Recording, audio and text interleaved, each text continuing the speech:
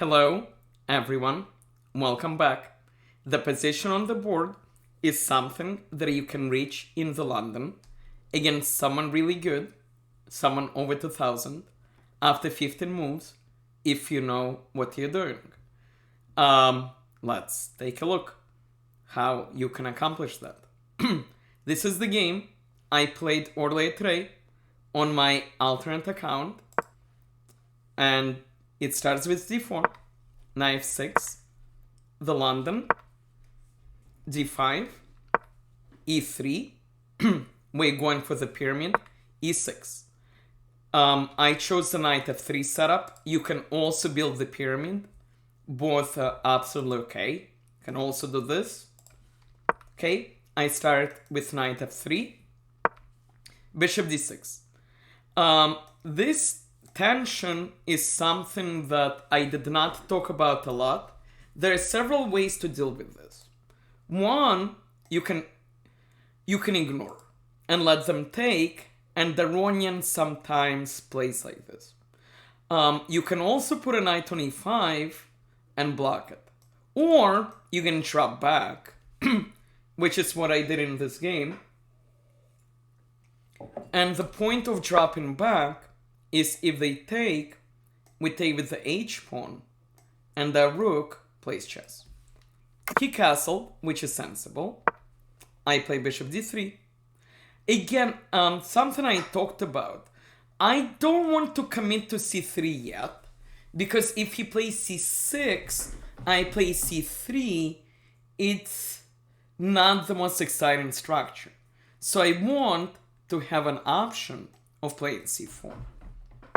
He played c5. Okay, now I need to play c3. Because he might push and my bishop will be uncomfortable. He might take. So pawn c3. He develops. That's a good move. I finish the London setup. Knight g2. He played b6, which is sensible. And he's getting ready to play bishop b7. And one of the best responses to this is to push in the center with e4. I will make a separate video about what to do if they take, because taking is one of the main moves. Black can also drop. The point, obviously, is we are threatening to play e5 and fork. And black doesn't really want to take. I will show you in another video why not. But in this game, black made a very instructive mistake. He took, I took back, and the problem is now this rook is playing chess. Combined with this bishop and combined with the fact that we can get rid of this knight.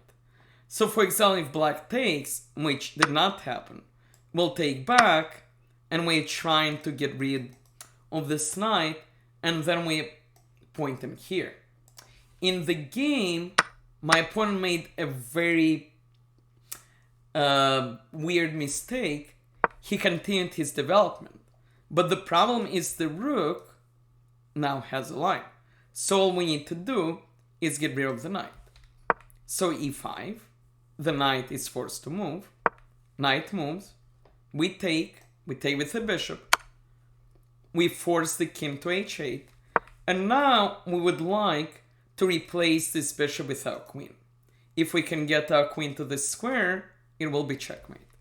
So I play queen c2, and I have a threat. I'm going to pause and see if you can figure it out.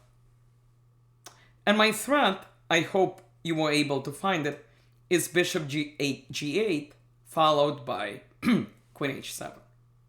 For example, let's say he does nothing. Bishop g8 discovery. After he takes, we play here. It's important we don't go here because that blocks the queen. We need to go to g8. Okay, let's go back. He saw my threat. He played f5 to block my queen. Now if we take, remember the Passant rule, he can take with a knight. And he's still a lot worse, but he's defending this square. So instead, we use this discovery. And we take this pawn, open up the rook, and reopen this diagonal. And after he goes here, we can take another pawn. So we take the pawn, he has to block. Now this is important. A lot of you would take the rook, and it's absolutely fine. It's winning.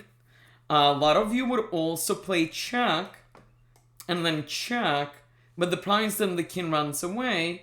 It's a little bit difficult. So we don't want the king to run away. So what I did is queen g6. We're double attacking.